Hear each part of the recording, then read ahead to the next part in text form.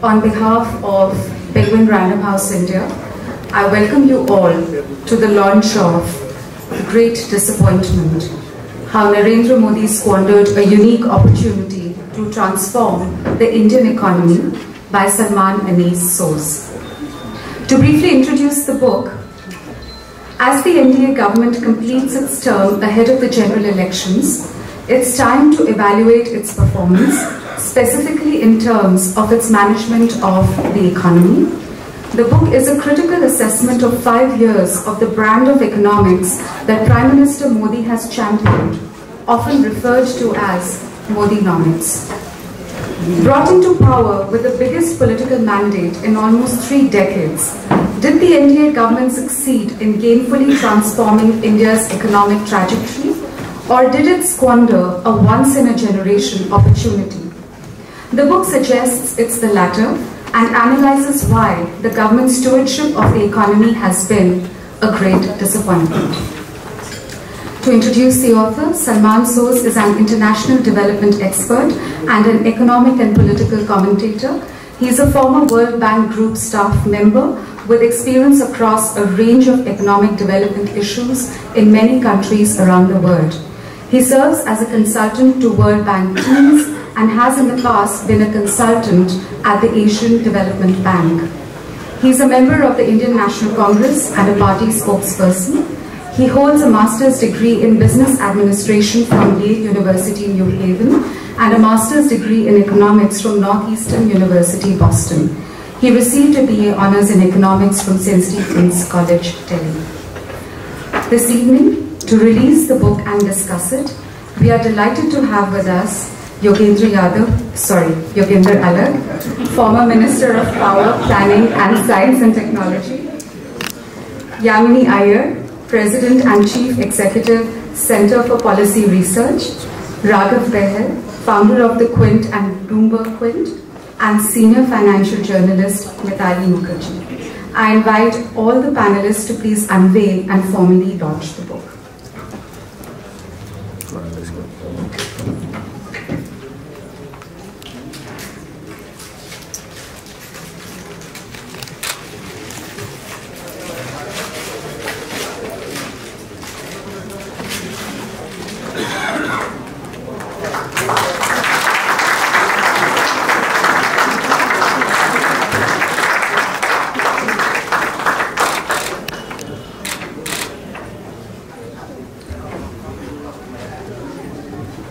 We will now play a video message by Yashwant Sinha, who is unfortunately unable to be here due to ill health.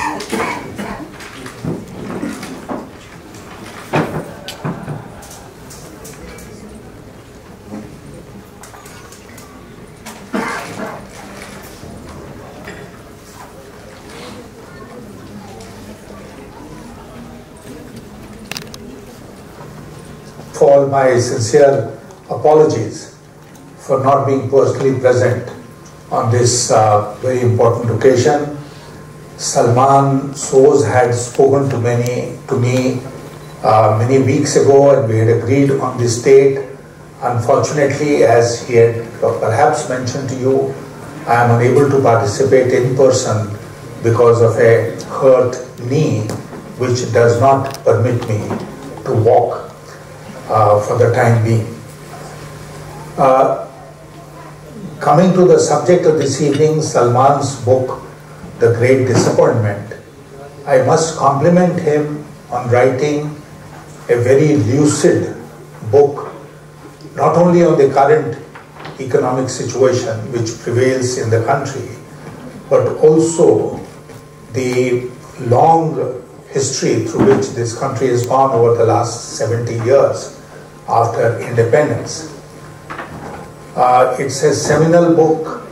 It will go a long way in informing not only economists but others about the history of Indian economy and its current state of affairs. Now, coming to the subject of the current state of affairs, I'd like to make only 3 brief points.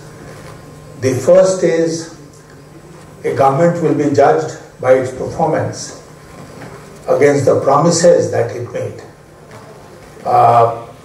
not against government's performance, which have ruled in the past and on which the people of India have already passed a judgment.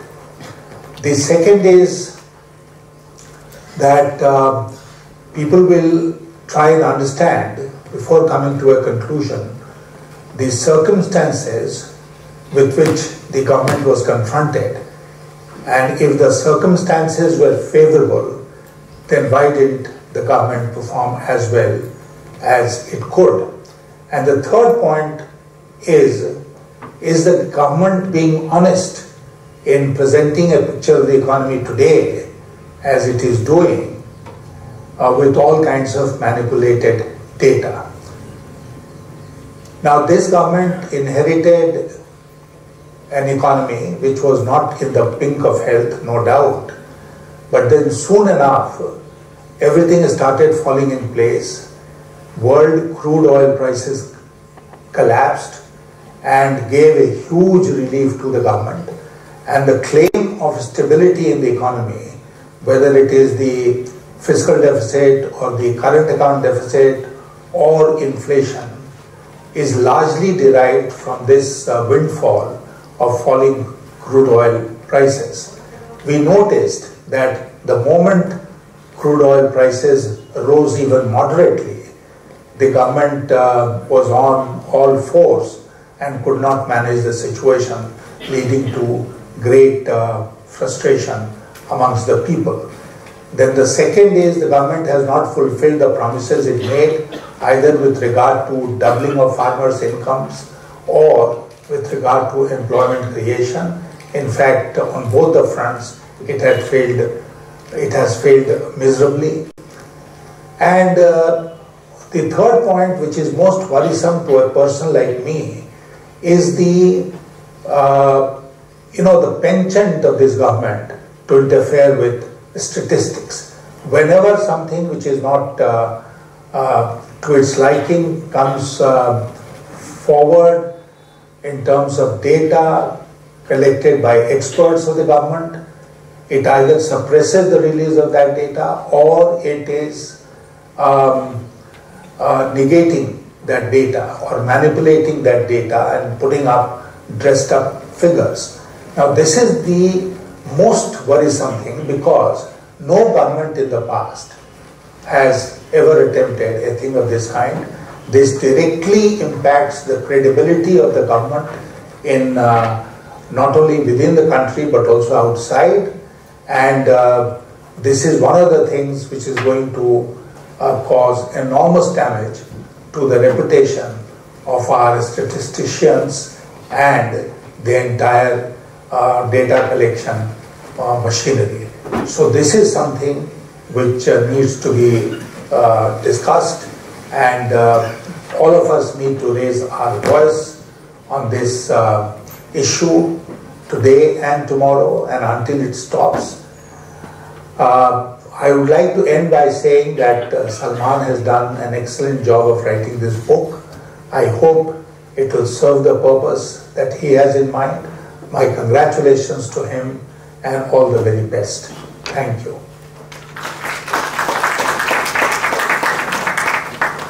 Our gratitude, of course, to Mr. Yashwant Sinha. As you heard, unfortunately, he couldn't make it here. Good evening, ladies and gentlemen. Welcome to this book discussion. Congratulations again, Salman, on your book.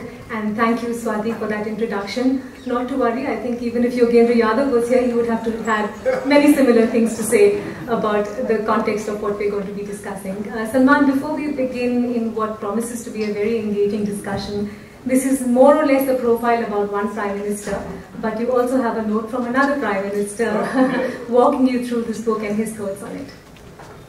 And the other Prime Minister could not be here today, and in fact he was supposed to, and he then could not, and he wrote, and he said, I guess I have to share this with you, that he said it would have given me great pleasure to accept your invitation. However, I have an urgent prior commitment for the evening, which prevents him from attending.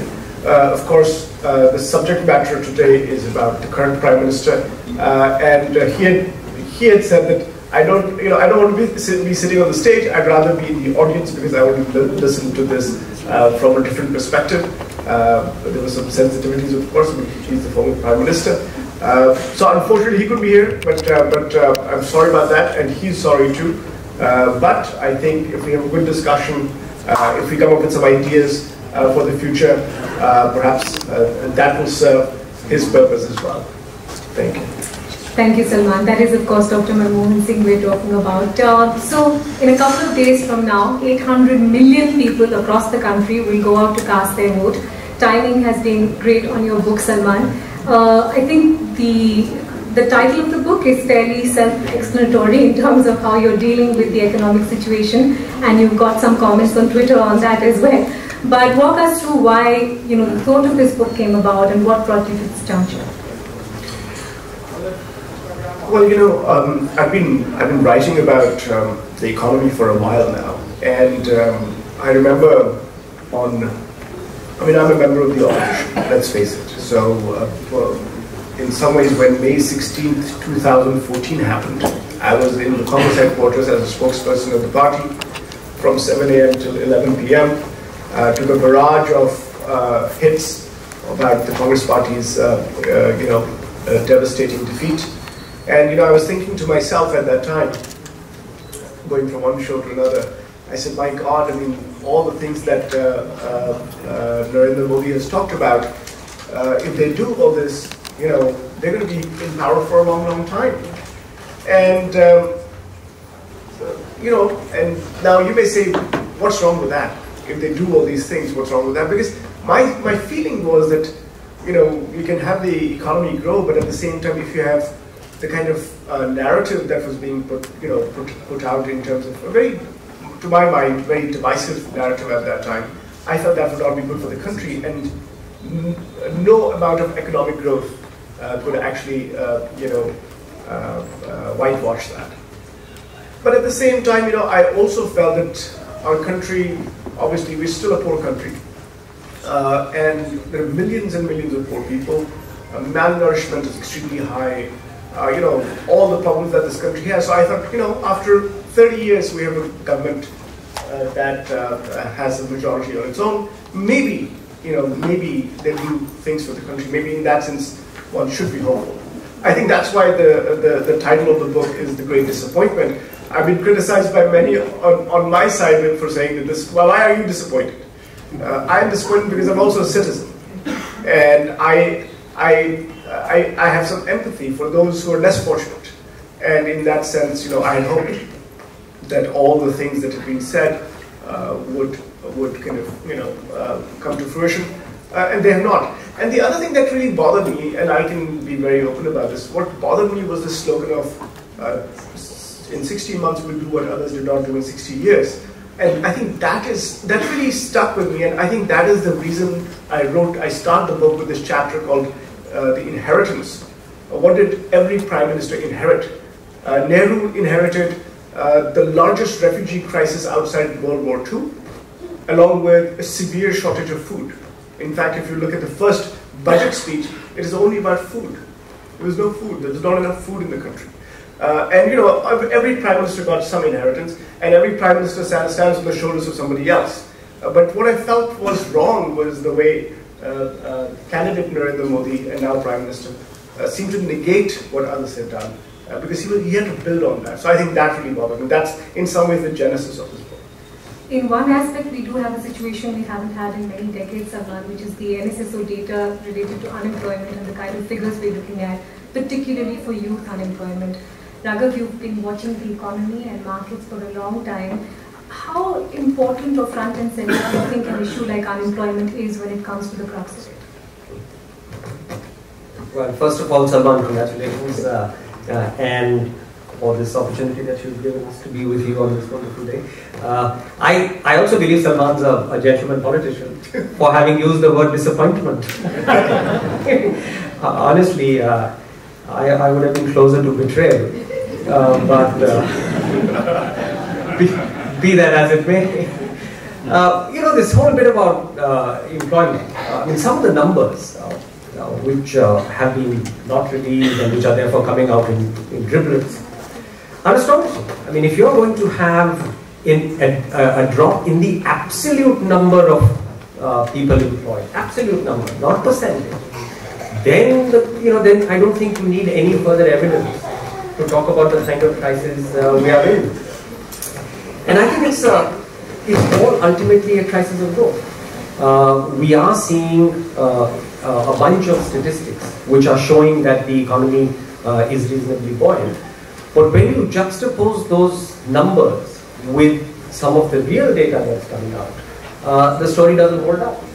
Most of it is government expenditure. Private investments are really down, which are the engine of growth.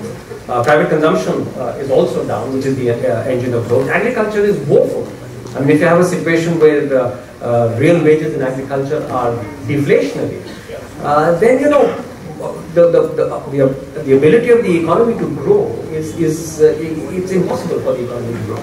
So just one leg of government expenditure and a bit of window dressed data is not going to hide the fact that you are looking at a true employment crisis. Now, whenever a number like 1 million a month is bandied about, I take that also with a little bit of a you need to moderate that number. I don't think we need 1 million jobs because the labor force participation rate and just all of that. But you certainly do need about 600,000 jobs a month. And I don't think you need a great, statistician or economist or administrator to tell you that we are very, very far from that. And I just want to add one more point, which in current economic discourse has not been focused on as much, but to me, which is quite a stunning statistic, and I was going through that. The level, and I'm sure Salman will agree, and I'm sure he's dealt with that in the book as well, the level of the real interest rate. I don't think we have seen a situation in this country where the real interest rate is today, and if you define it as the State Bank of India prime lending rate minus the consumer price inflation, for the last 4 years, it's been in double digits.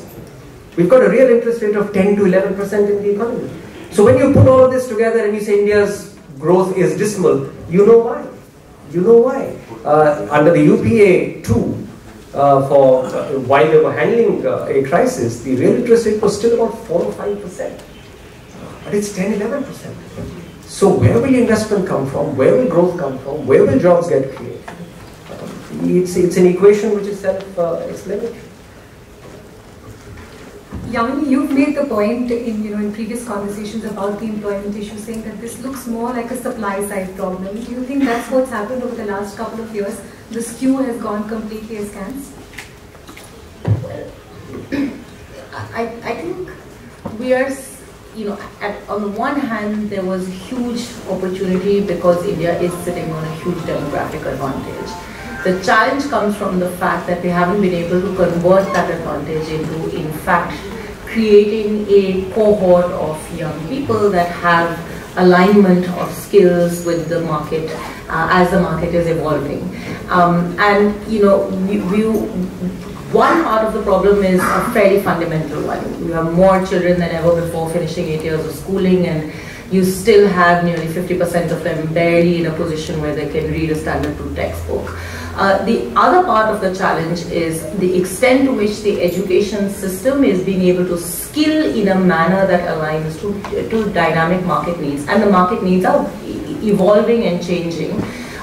You have the same conversation 1 year from now when you're going to be looking at a very different kind of context, because the combination of technology and the changing nature of capital itself is going to place a whole different set of pressures on the kinds of skills that are needed. All of this requires a very agile and capable policy environment, one that actually gets appropriate feedback loops from the ground up, and then is able to appropriate those feedback loops and actually look at reinventing policy as it goes. For the moment, when we think about the challenge of jobs, we've tried to unpack that very much in the frame of skilling, in the frame of looking for, talking a lot about the challenge of manufacturing, in the frame of the challenge of the agrarian crisis. But really, what you see, the nature of the economy in India today is extremely dynamic. Where is the transition happening mostly? It's happening in the transition between rural and urban. Today, I don't think we even have an understanding of what those new rural to urban transition economies look like. What is the kind of market demand, and how then does one create a trained and skilled youth force that is going to be absorbed in these new and transitional economies. This is a very big concern, and it's a very big challenge, one that I don't think any government has been able to fully grasp or understand, but that really is where the focus needs to be. Dr. Alagh, of course, you have the benefit of having looked at the political universe, as also headed several organizations and institutions. What's your sense of what's bubbling with the youth right now on the unemployment issue, as also their sense of this economy? I think I'd like to underplay my ministerial positions. I don't know whether there was an accidental prime minister, but I can truthfully say that I was an accidental minister. But I think your main question as to where the jobs have to come, you see, I think there's numbers, one has to be very careful when you talk about numbers in India, because a large number of people, they do something and it's called employment. That's the way it's measured. That's the way the numbers come when they need to see the reports, which is becoming increasingly scarce. There is a story around that, but I don't have the time to get into that.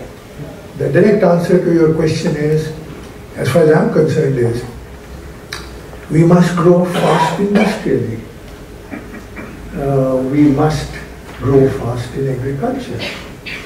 And unless those questions are addressed, and some of my previous speakers have talked about them, I discovered something called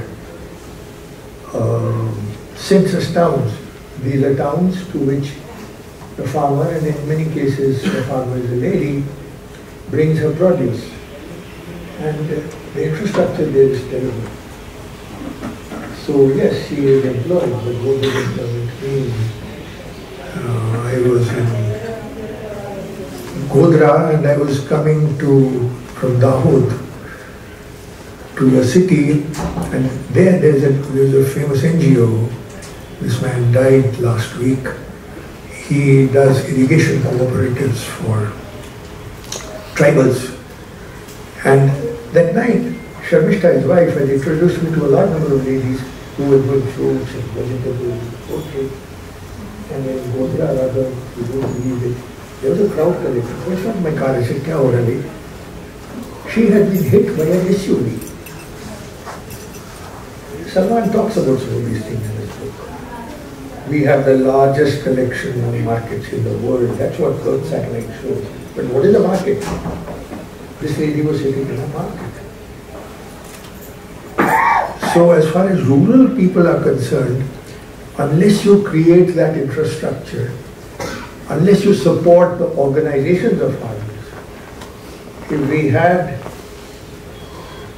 200 farmer producer organizations instead of Amul, because cooperatives get into Sarkari dominance, then Hardik Patel would not have been there, because he would have got a job of 20,000 rupees per month. And he's from my state, so I hope he's not angry with me. I enjoy that young man from VCG. I love young people who have so much energy in them. Skills. But it's not just skills, it's, behind skills are more serious issues, and one talks about some of them. The years after independence. My favorite demographic dividend, Yamini, is when this young lady goes to college and the first child comes late and the last child comes first.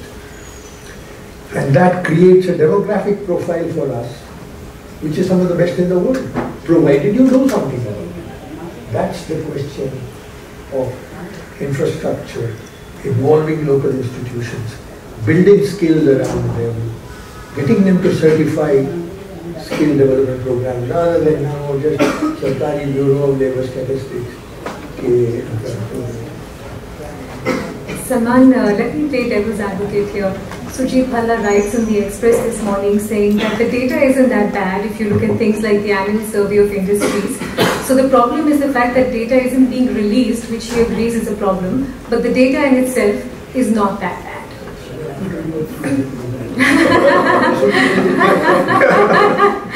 Everybody wants to hit this one. Everyone wants to talk about Mr. Bhalla. Actually, I think Surjit is an interesting person. I think he used to write really well, but I think over time what has happened is that, you know, I'm a politician, yes, of course there are biases, but at the same time Surjit is not a politician. And I think what has happened to Surjit is that without becoming a politician, politics has kind of in some ways seeped into his writing. And I think that is unfortunate because as an analyst, he can be quite provocative and you can have a discussion with him. But the fact of the matter is that we have a very, very serious jobs problem. And this is,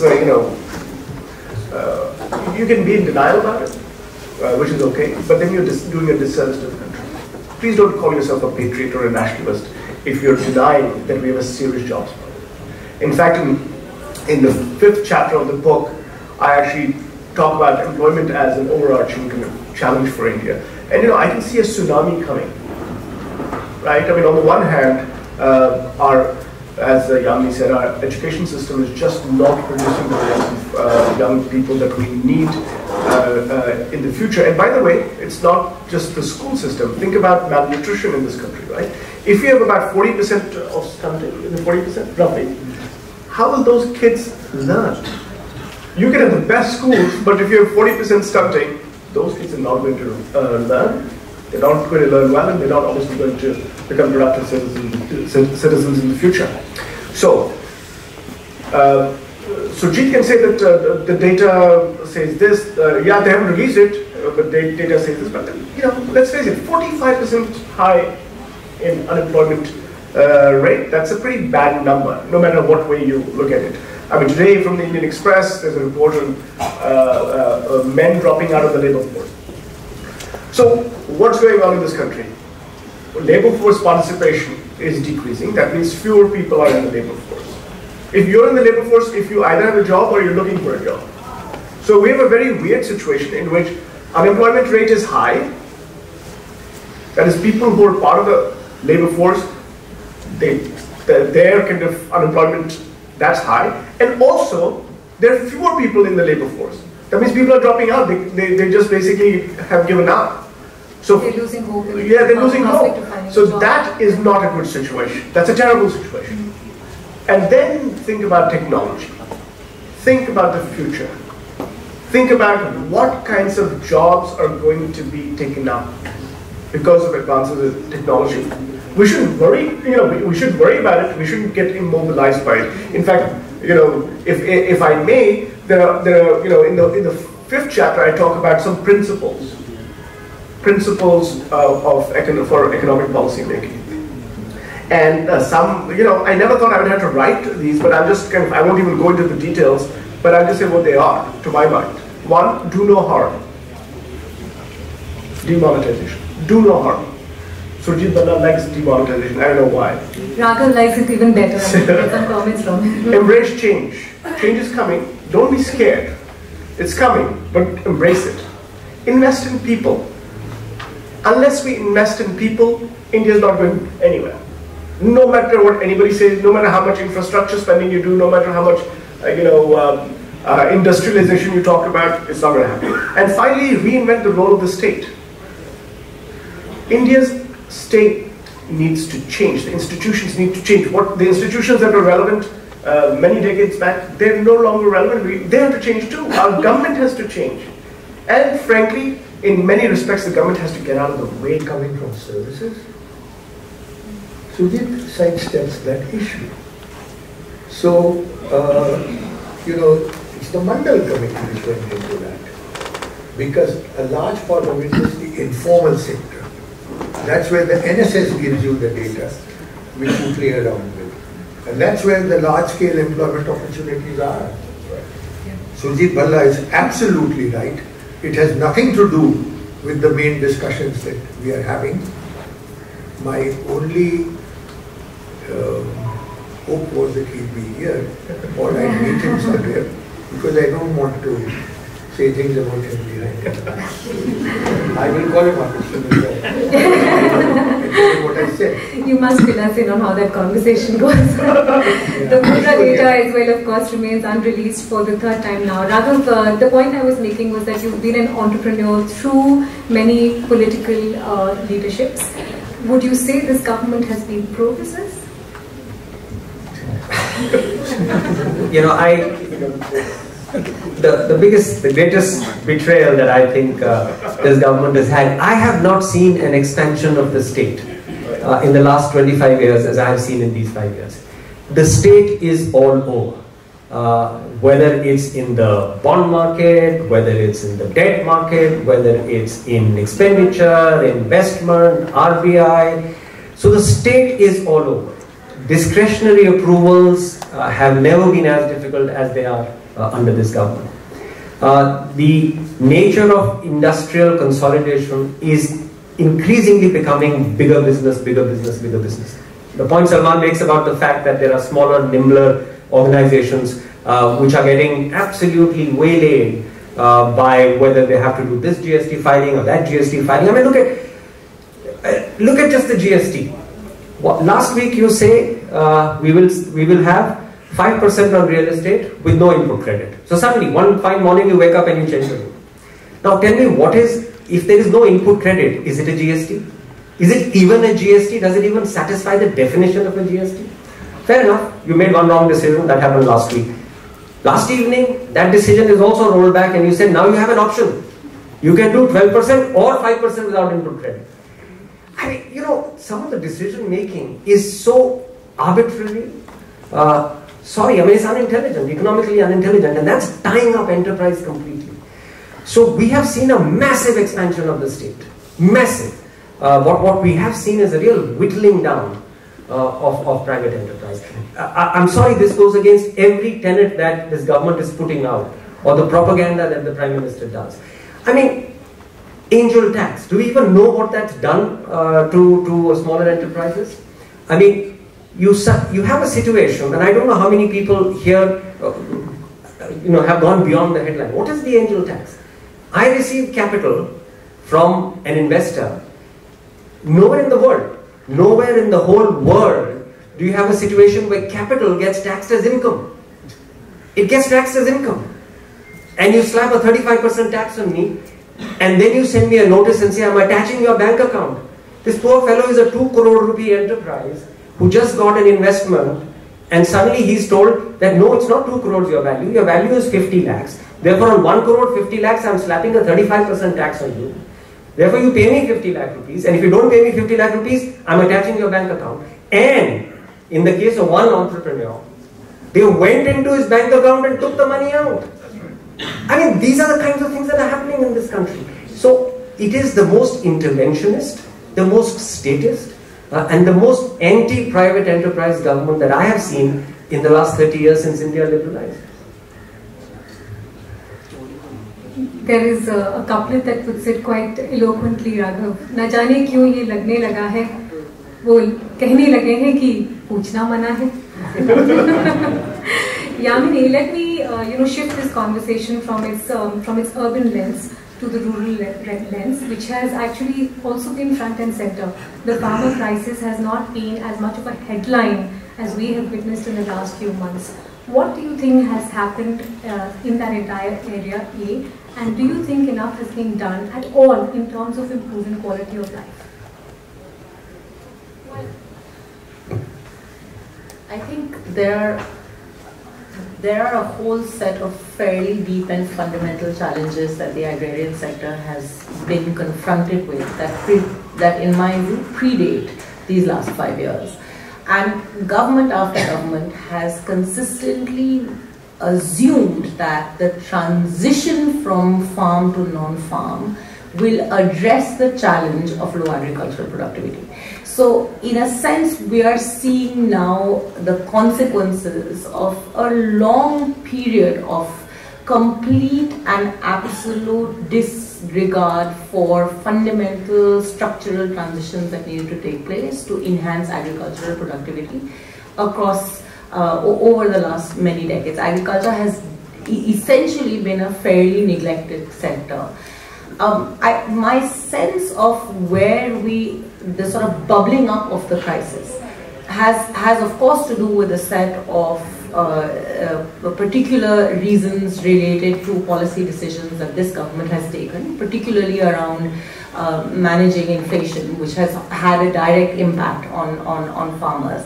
And I think that's an interesting political tension, right? Where in some senses, and you're protecting one part of your voter bank without really looking at the larger context and the implications that will have on the broader economy. And of course, you top it up with demonetization, and bang, you've got where you have over these last 2 to 3 years. What's particularly been disappointing is in the articulation of the challenge, even though I think after many decades we've seen farmers coming to the streets, what to me has been particularly important about the farmers' protests that we've witnessed over the last year to year and a half is, in some senses, the diversity of who's coming to the streets. It's not just the landed farmers. It is a complete coalition across, and it actually tells you that rural India is going through a very deep structural transformation that we haven't at the policy level been able to fully grasp. And that is bringing the landless and the landed, in some senses, into a new coalition that is protesting the state. And if you look at the asks, although a lot of the conversation has focused on C2, A2, FL2, you look at the long list of asks, it starts with MSP and it ends with Forest Rights Act. So it in fact gives you a really good clarity on the extent to which rural distress, how deep rural distress is, and how we don't actually have the right kind of policy tools to even understand what's happening and then think about what needs to be done to strengthen and deepen. Of course, a lot of this also has to do with the fact that you aren't seeing the kind of opportunities of hastening that transition from farm to non-farm. And that has a lot to do with an entire range of things, including the nature of social policy and the fact that social policy hasn't in fact yielded the kind of benefits that had been hoped. And over the last 5 years in particular, I think you've seen a fairly confused approach to what needs to be done. On the one hand, there was to start with an assumption that less government is good, at least when it comes to welfare, is probably better. And quite soon on, that argument changed to more welfare, but it is more layered schemes, none of which really add up to a substantive whole. And today we are now sort of fighting over MSP versus PM Kisan and what of these band-aids are going to get us through the next few months. But I think the real challenge is deep, the real challenge is structural, and the next government is going to be confronted with it, and no amount of band-aid is going to help fix the corpse. This needs to be fixed very seriously. No, that's a great point. Salman, you've also outlined in your book that you've looked at periods which had clear policy breaks. Let me ask you whether you see the last 5 years as a clear policy break or just a disappointment in an existing framework.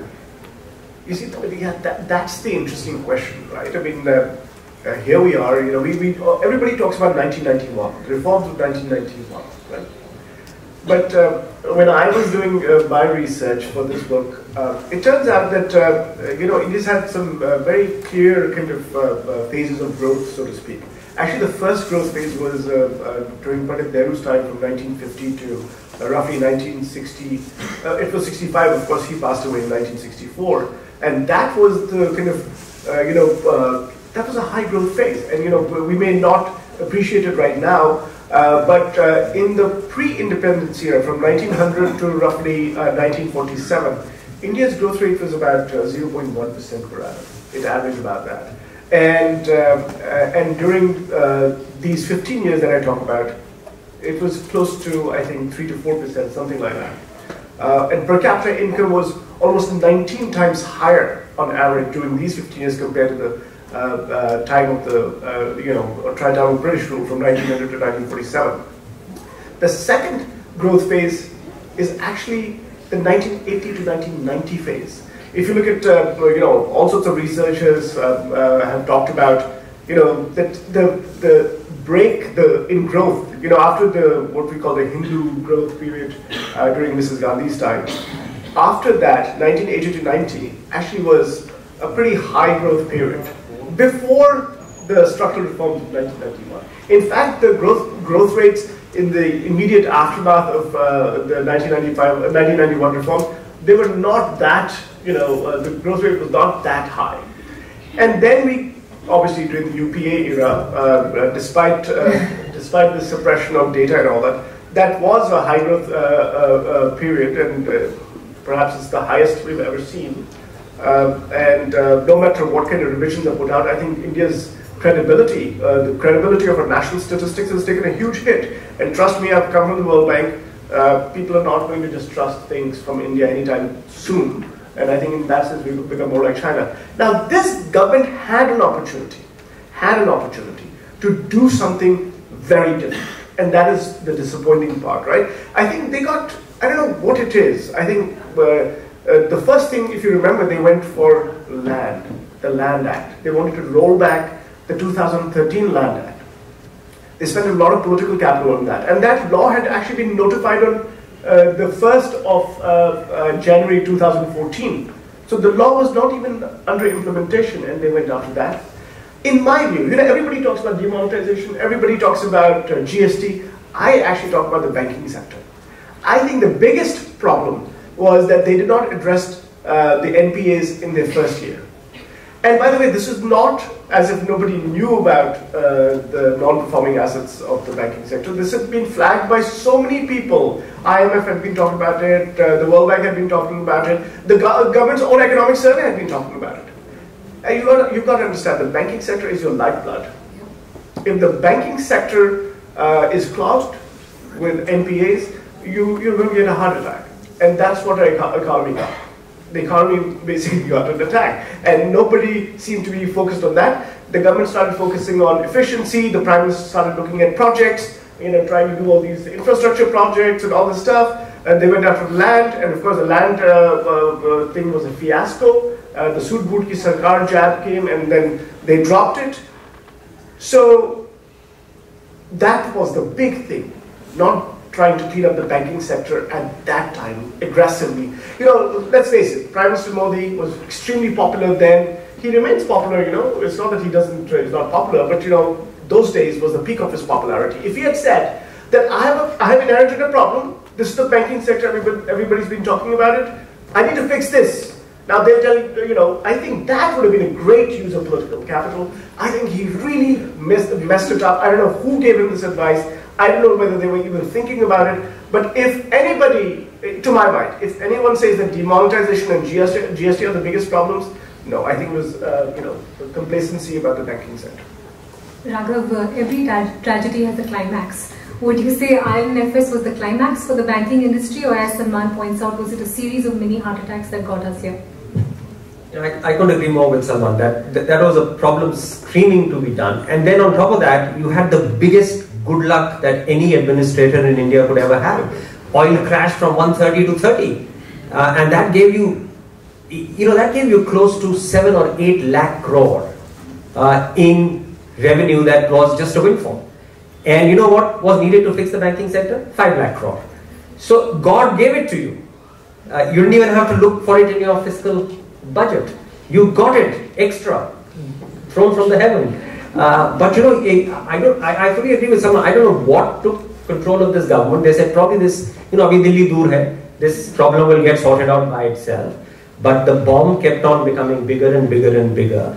And really, that is what is at the core of the slowdown that you have, along with the fact that the government is overspending its way out.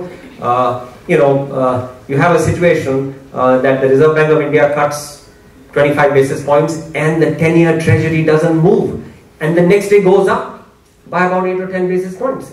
You haven't seen this kind of behavior in the economy. So there is something very, very wrong, and fundamentally what's wrong is that the government's arithmetic is out of control. And the government's arithmetic is now, and one of the things is bank books which have not been fixed. Now what you've done is, You said, I'll put 3 lakh crores. I think they put about 3 lakh crores in bank recap. But you know, one of the fundamental lessons you learn in business school on day one is that if you have a problem, go and fix it in one go. Don't try this driblets of 30,000 crores year 1, 40,000 crores year 2, 50,000 crores year 3. Because then that's like droplets of water being they just burn away. So if you have a 3 lakh crore problem, have a plan to fix the 3 lakh crore problem day one. And honestly, if they had done that, and they had the oil prices, so they blew that whole thing away. And now they are talking about putting 1 lakh crore this year. But the problem is now 10 lakh, 11 lakh crores. And you've already written off almost 4 lakh crores of NPAs. So despite having written off 4 lakh crores, you still have a 10.3% NPA problem. And you put in 3 lakh crores of bank recapitalization funds behind it. So really, it's a saga of mismanagement. I mean, I've got nothing else, no other way to describe it. Dr. Alagh, we've circled the issue but not discussed it enough. As you said, there was this point where the persona was larger than the person, and that's when, along with Trump becoming the President of the United States, India woke up to demonetization. Who do you think advised on that particular topic? Well, I can only tell you that Urjit Patel is a good friend of mine. He's from my home state. I'm the chairman of the Gujarat Economic Society, and one year we called an economist from outside Gujarat and another year from within Gujarat. So one year we called him. My understanding is, I don't want to quote anybody, but with some information, that the Reserve Bank was not involved in designing the demonetization decision. I say that and I duck because if you ask me to prove it, which I should because I'm a professional economist, I'll find it difficult, but you should let people like me speculate something. So there's word that even the finance ministry didn't know about it. So yes, and he not. And once it was done, he took it seriously. It had terrible consequences, particularly for the agricultural sector. Because somewhere when the Kharif is coming in, Wajad Saab, you've been a civil servant for a long time, you choked the credit channel. Because remember, the co-ops were not going to be able to cash the new. You remember that? Now, whenever I get tired, I get a headache, I take my Wagoner and I go into a village. Madam uses the maker car that we have with the driver. And you go to a chowpal, and this really hurt them. And then in the next Rabi, they didn't even have funds for seeds and fertilizers and so on because you destroyed the credit channel. So, and then you said, Baba, this was done earlier. Well, when it was done earlier, I was in the government. And there's no comparison because 100 rupee note then, by now, was worth 2 rupees given the price inflation. And what IG had done was something totally different. So all that was for the birds. And it took quite some time for Indian agriculture to get back. And that's why you see a very poor performance. And agricultural capital formation has yet to take off. Now, it is true that we have a high rate of growth. Not agriculture, incidentally. Agriculture and manufacturing growth, according to all statistics, even the ones which Professor Mandal didn't have access to, show that it didn't grow. And so, capital formation is rising. At the same time, the growth rate is not rising. Now, somebody has to worry about that. And there's been no less of government in these few years. We've had, they stopped centrally sponsored schemes, and you can always blame that. But you now have more centrally sponsored schemes. You only don't call them that. Because you call them this Yojana and that Yojana. And the funds are not allocated according to any rule-based system, Vajatsa, which we were bound by. Deputy Chairman had very little flexibility. The funds depend on what the powers that be decide. So some states get more, others get less, and the ones who get less, they keep on complaining, and the press puts it in page 11. So, no, I think your question, demonetization, did affect the economy somewhat seriously. We do need some kind of planning, both for strategic policies of this kind, as well as for some of the bigger issues that we've been discussing on land and water and so on. I keep on writing about that because I hope someday there will be a government which will take that up. It's all very well to abolish the Planning Commission. We all wanted it to be changed. But to create a body which has no resource allocation powers.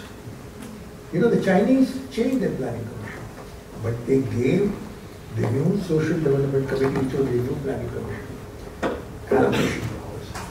I chair a committee in one of the ministries, and it will remain unnamed because I don't want to be unfair to that secretary. And he said, "Yes, samasya hai sir, kya kare?" So I said, "Why don't you go to Niti Aayog?"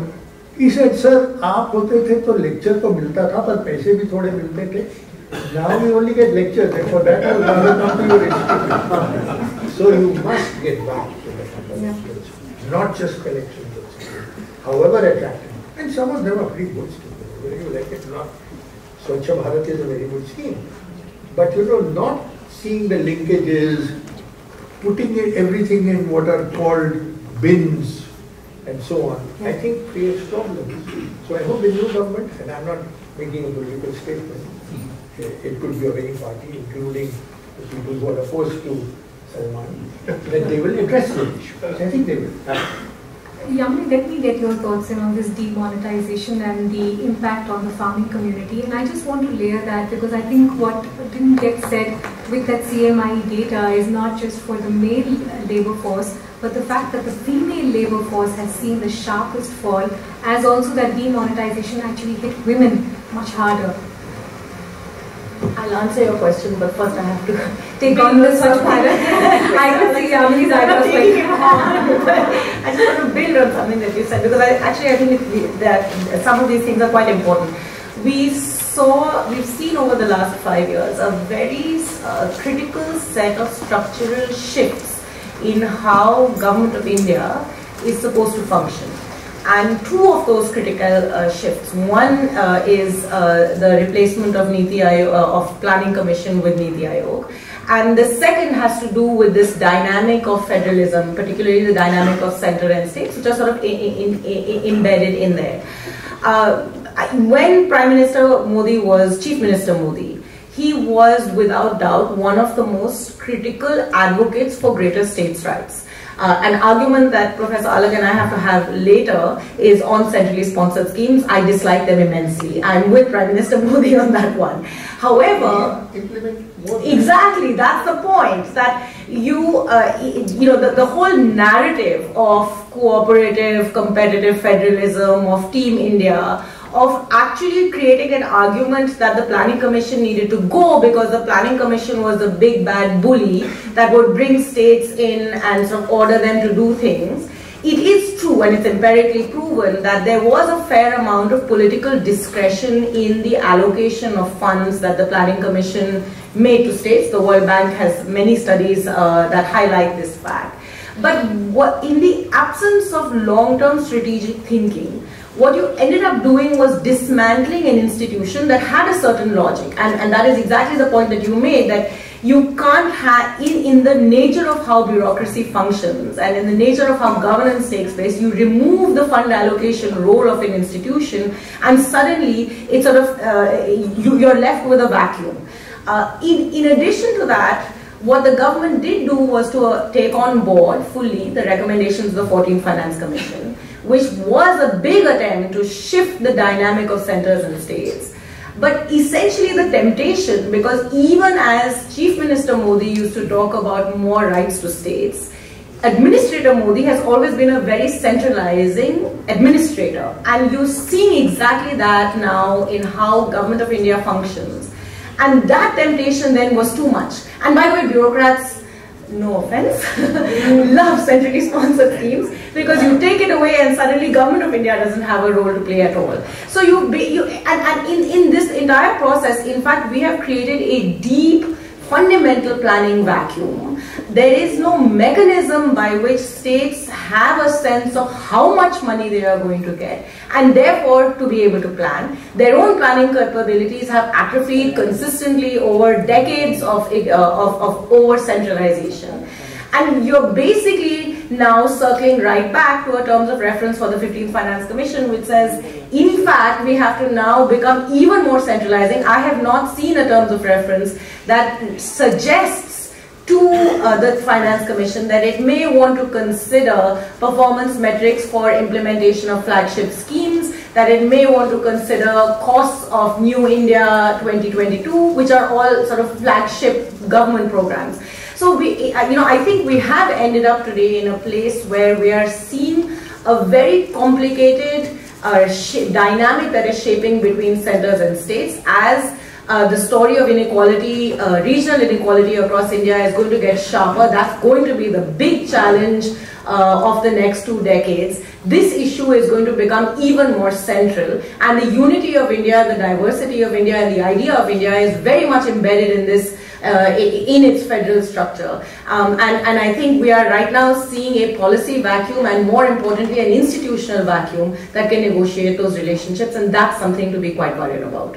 And now I've taken all my time and I haven't got you a question. That's okay. I do want to get some questions in from the audience. But Salman, I want to ask you this. In your book, there's a line where you write, his tenure has been transformational in one respect. The country is more divided than ever. What bothers you more about where we stand right now? The economic mess that you have detailed, because certainly that is the bulwark of any country, or the lines of hate that have been drawn across the length and the breadth of the nation? Well, look, I mean, I think no country that lacks social cohesion can develop, in economic terms. I firmly believe that you need a certain degree of social stability in order for you to progress. And I think what has happened in the country in the last 5 years, in terms of this divisiveness and this hate, I think that's really going to set India back. I think there are going to be serious economic consequences for that. So I don't subscribe to the view that you grow and you're going to have great income and then suddenly everything is going to be good and these forces will be arrested. It doesn't work like that. I think the world has enough examples where divisions in society ultimately boiled over into conflict, which holds economies back.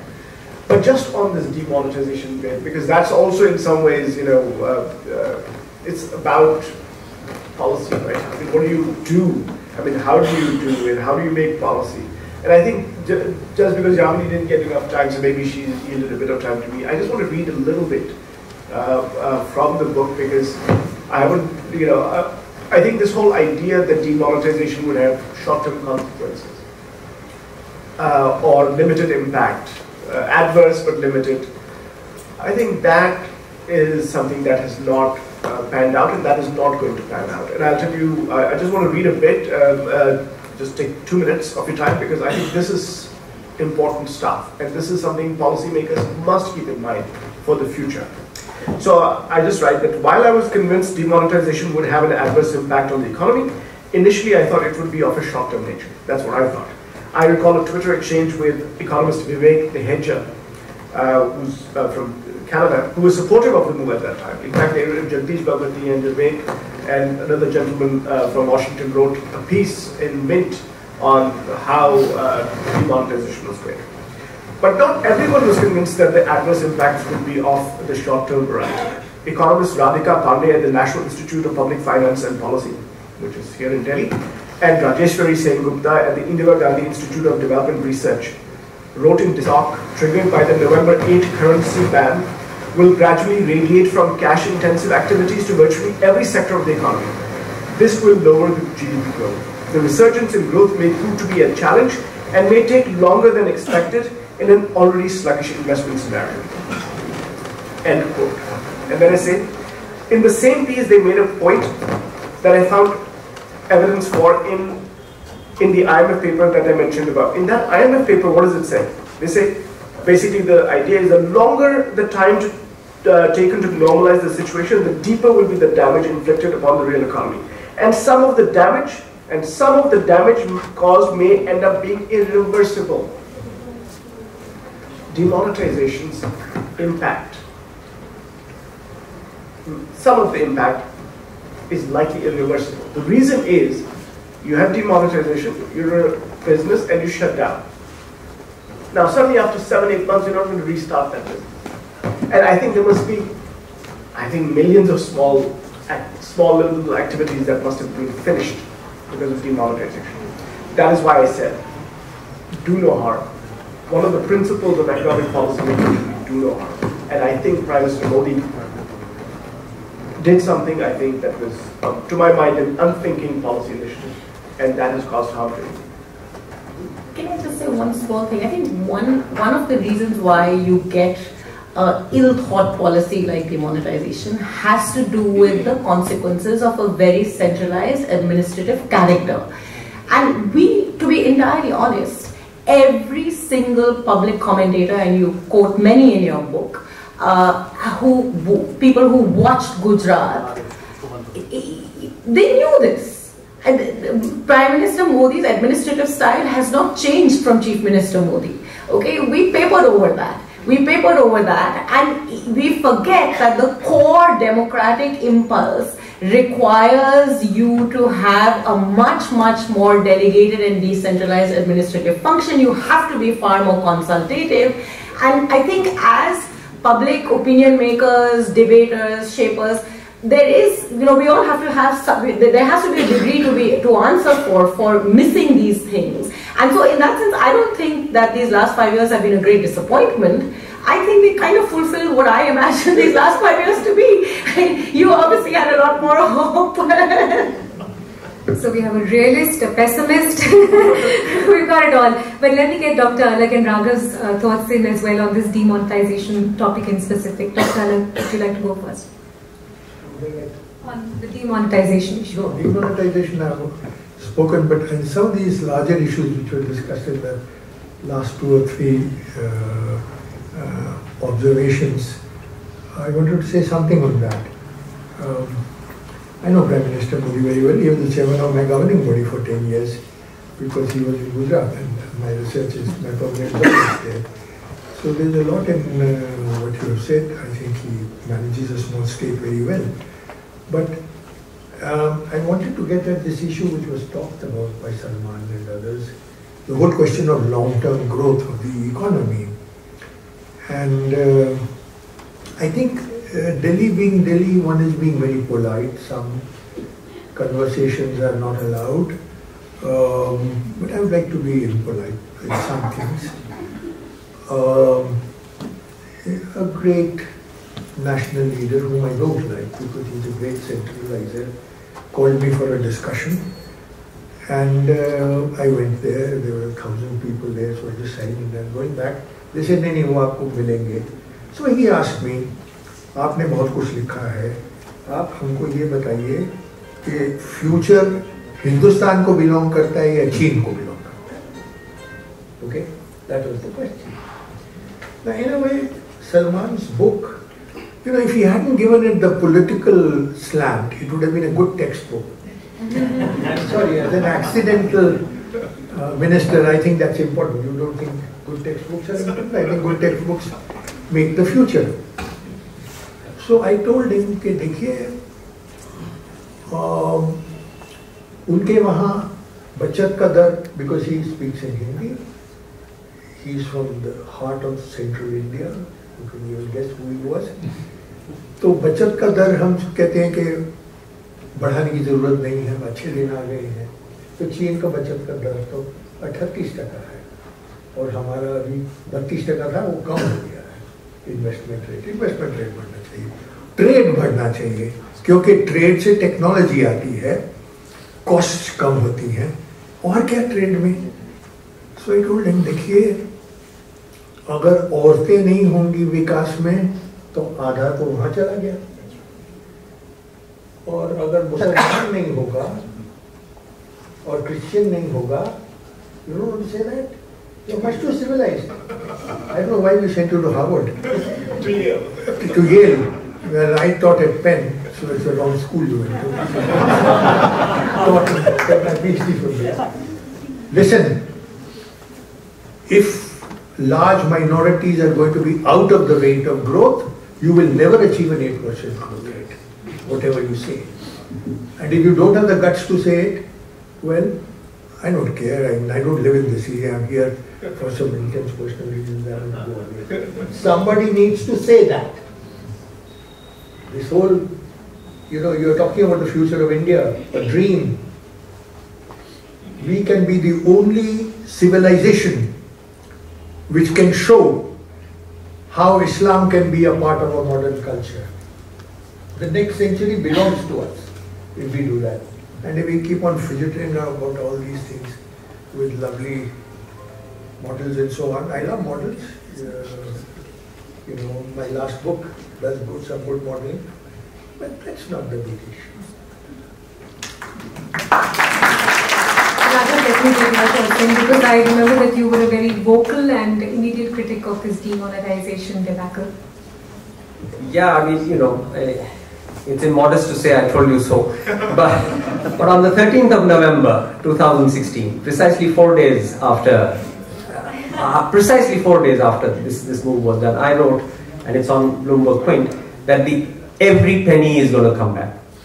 And the reason for that is not, I'm not some great thinker or economist. I just knew that human nature is such that if you think you're going to immobilize a person's life savings and he's not going to clutch at a straw, by clutch at a straw, I will quote what Dr. Manmohan Singh said. This was monumental corruption. See, anyone would do anything to convert his cash back into the banking system. And that's exactly what happened. Every penny came back. So what was the objective of demonetization? If the objective of demonetization was to create a digital trail of cash, which is what ultimately seemed to be the only fig leaf the government had to satisfy, to justify demonetization, that listen what we've done, yes, all cash has come back, that's fine, but we now have a digital trail of 360,000 accounts in which unaccounted cash. There are several other ways of creating that digital trail. You don't have to kill, make people disrupt all supply systems. So God knows whoever thought of it had absolutely zero understanding of how human beings behave in a crisis. They will do anything to survive. So really it was a monumental corruption scheme, because bank managers made money. People who made money were the ones who had, in the world of business, who had entries of cash, who could convert that cash. People who could sell their second-hand cars for cash. Anybody who could exchange cash made 30 to 40%.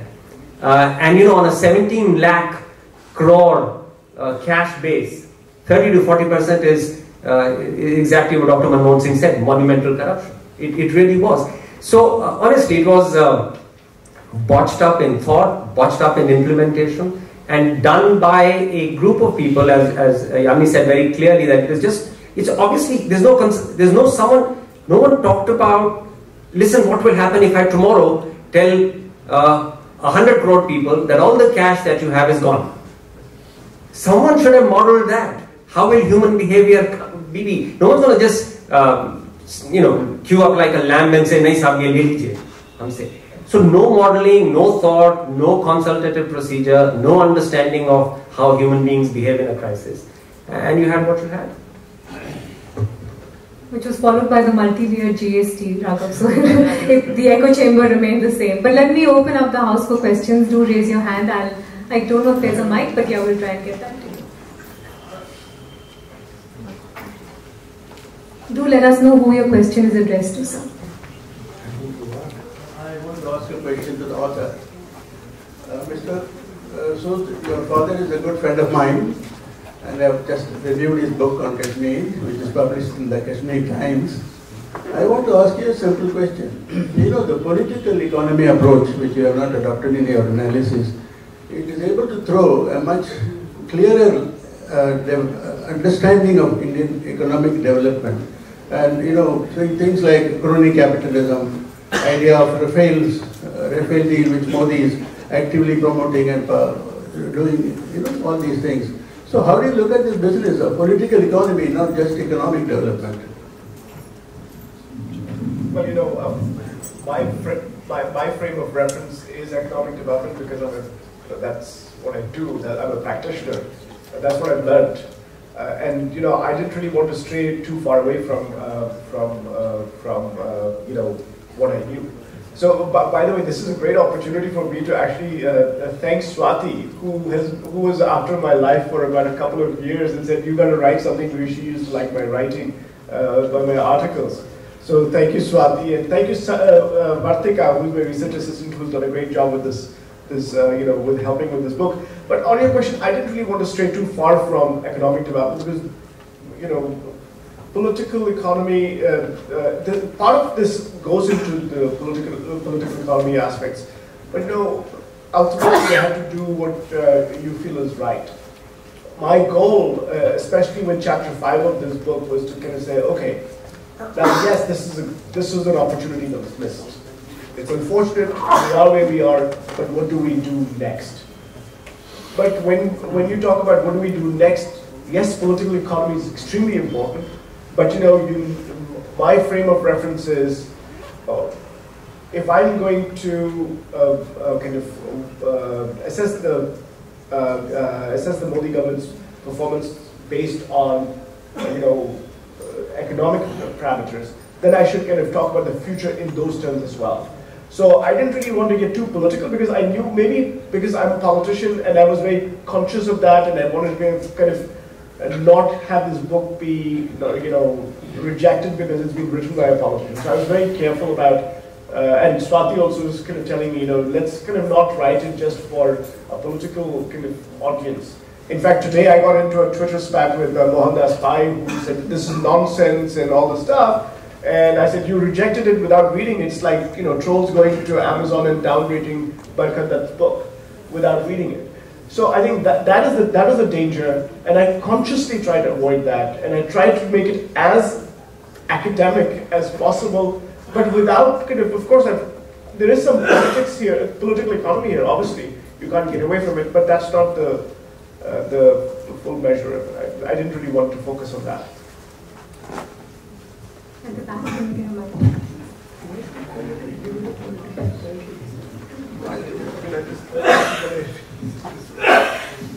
My name is Priyadam. I have a question for Salman. You see, why do you, I don't know whether you've gone into it, why do you think he squandered the opportunity? Okay, so well, these words actually, you know, I kind of thought a lot about these words. You know, obviously the title should convey, it's the super executive summary of anything. So he squandered it because he had the opportunity, and it is a unique opportunity in the Indian context. It's a very diverse country. So many states, everything does not happen at the center. By the way, you know, the progress of this country is not just that the central government is somehow magically going to do everything. The states are so important. The private sector is so important. Civil society is so important. But the central government does have an important role. It can set the tone. Now here you are, you have, you know, after 3 decades, you have a party that has an ability to rule by itself, even though it had allies, but it had its own majority. You had a leader who was unquestionably popular, was what was given, you know, we were given to understand that he was decisive, and that he was a superb administrator. That's what we were told. With all that political capital, with everybody waiting for you to do things, you know, typically people say coalitions have a hard time doing structural reforms. Here you are, you know, and nobody's going to oppose you. The main opposition party was decimated. And then you don't do what this country requires, then please, for God's sake, do not call Prime Minister Manmohan Singh a weak Prime Minister. I think he was superbly strong, relatively speaking. I mean, you know, if you think about it, he had this coalition, you know, we didn't have a majority of our own, he was not a politician, He's not the orator that Prime Minister Modi is. And so that's why it was a unique opportunity. I'm sorry, it's already come again. No matter what happens in this election, I think this opportunity isn't coming. That's why I say he's squandered it. The lady at the left. Hello, my question is for Dr. Alagh. So it's about the farmers' distress, recent farmers' distress, and as a result of, as BJP focusing too much on inflation, because it hasn't been largely a party that favors the urban middle class. So what is going to be the long-term effect of such a policy, such a development strategy that supports the consumer more than the producer? Thank you. Well, the farmer's distress is because his problems are not being looked after. They don't come out with the kind of strength that they do. I've seen some of these things in Gujarat, but also one can see them on television in other states. This whole business that we are following, the Swaminathan committee, is, Salman's discussion of these things in his book, is a joke. Because the major cost item there is the rent on land. I'm sorry, you have to be technical in these things. And rent on land is rising as a cost. And you have excluded it.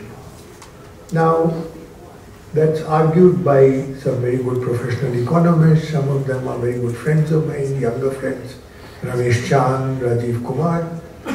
The argument that rent is not a cost which has to be, it's a scarcity factor, it depends on society, so it doesn't have to be compensated, is correct in a macro sense in a Ricardian framework. But that's not the way chartered accountants work. I mean, if Reliance has access to scarce foreign exchange, it makes a killing on that. If any other company has some scarce resource, a mining resource, it makes a killing on that.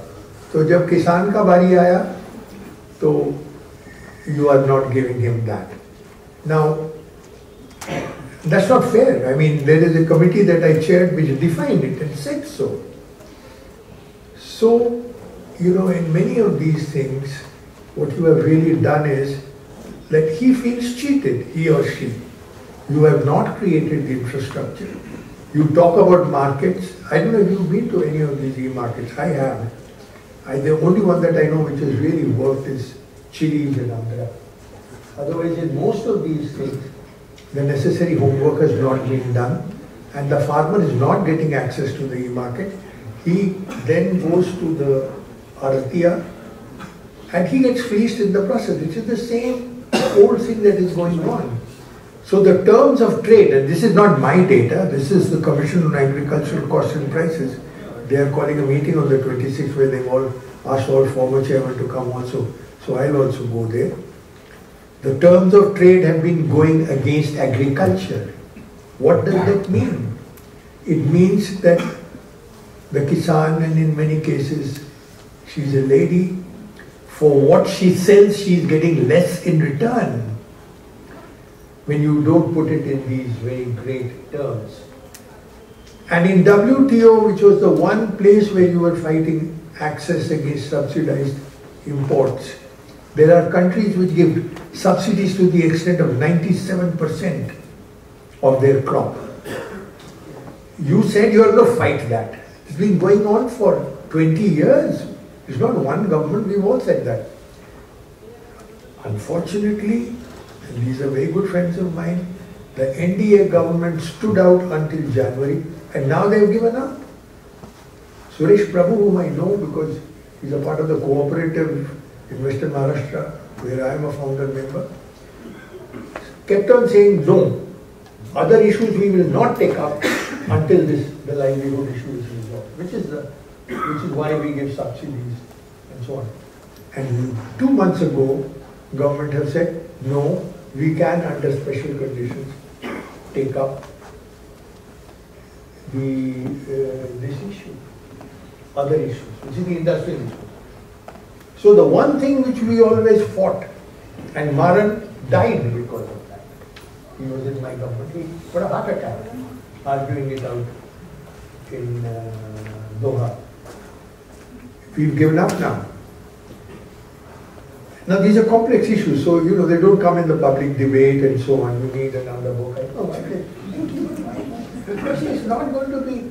My problem is it's such a good textbook, and it's not going to be used because you are giving it a political stance. And I am getting upset on that score.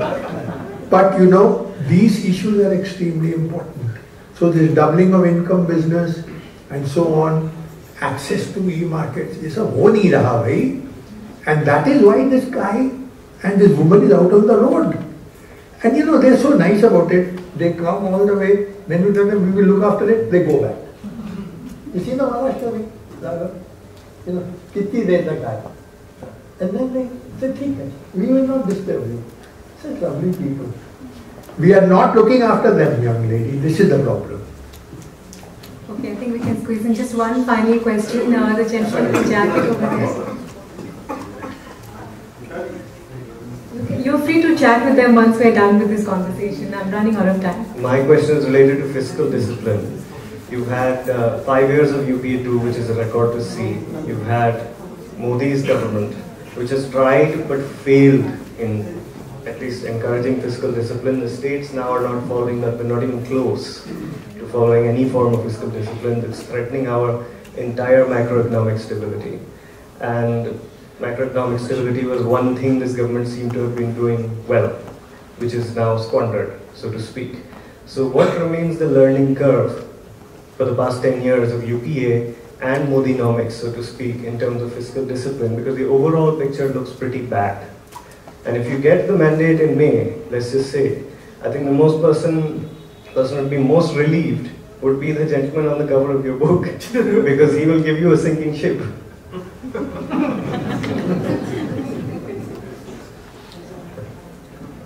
But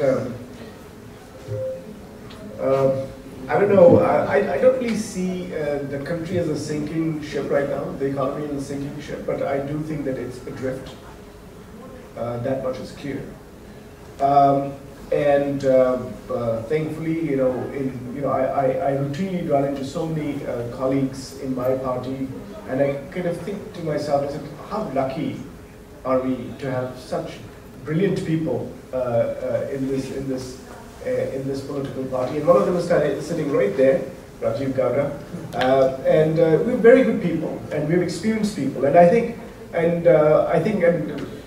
you asked me a question, you asked about my party, so I think one thing about our leader is that he does consult. And I think the good thing about him is that he knows that he doesn't know everything. And I think which is true about everybody. And I think we need to be able to have a discussion, open conversations about these kinds of issues. I know you're concerned about the fiscal deficit. To some extent, I am too, but because the macroeconomic framework has to be solid for an economy to actually pick up. If you notice, by the way, that the government announced this time that we barely met the fiscal deficit, but the day before the government presented its budget, the GDP was revised up. And of course, fiscal deficit. 1.2 percentage points. So we call it massaging the data. But I think what is shocking is that in this day and age of free flow of information, how any government can kind of say, you know what, I met my fiscal deficit target, and by the way, yesterday I revised up the GDP by a huge amount, and by the way, GDP will grow fastest when demonetization happens. So that's amazing, right? So I think the fiscal may be in trouble. I do think that is a problem, but it is not an irreparable problem. I think we have bigger issues that this country faces, and some of these I talk about in the last chapter because we have to talk about the future. But until and unless we actually have some, serious conversations. These are complicated issues, right? I mean, it's so easy. It's such an easy slogan, I'll do in 60 months what others do not do in 60 years. So nice. So wonderful. Why wouldn't you like it? Why shouldn't we have this person? I'll double your income. hey, who doesn't want double, the income to be double? I want my income to be double. Farmers just only, Don't forget the 15 lakhs and other, or get some extra, So I think you have to give credit to the BJP because they are very good with political management. But I think in terms of governance, this whole idea of minimum government, maximum governance, that was another beautiful slogan. But in terms of governance, I think they have failed, and I think we keep talking about how the bench on the BJP side is lean. I think that may not be the entire problem. I think the problem may be that the Prime Minister does not consult properly. Otherwise, they had good people too. I mean, they had Urjit Patel, they had Raghuram Rajan, they had Anil Subramanian, and even Panagaria, with whom I have many disagreements. But it's not that these guys are qualified people; they're good people. We may have disagreements. Even Sujit Balla, before he became a politician, we can have disagreements, but so. I think India has enough talent to kind of make good policy. I think we just need people to listen. People who make policy need to listen and get, and I think one other thing that is, one bad thing that has happened in the past 5 years is that intellectual kind of, debates have been dumbed down. I think it's bad to be educated now. It's bad to go to Harvard. That's a bad thing.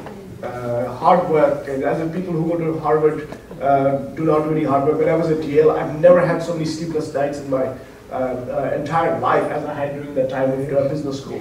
So I think that hurts. But please don't lose hope. I think India has a lot of talent. India has a lot of promise. We can still right our ship. It's not sinking. Thank you. Thank you, Salman. Unfortunately, we've run completely out of time. Whichever prison you look at it with, economic, political, textbook or otherwise, it's a deep dive really into the economic history, and thank you for writing such a wonderful book. Ladies and gentlemen, a warm round of applause, please, for all our panelists and everything that I think Salman will now be available to sign copies of his book if you'd like. Thank you for joining us this evening. Congratulations, sir.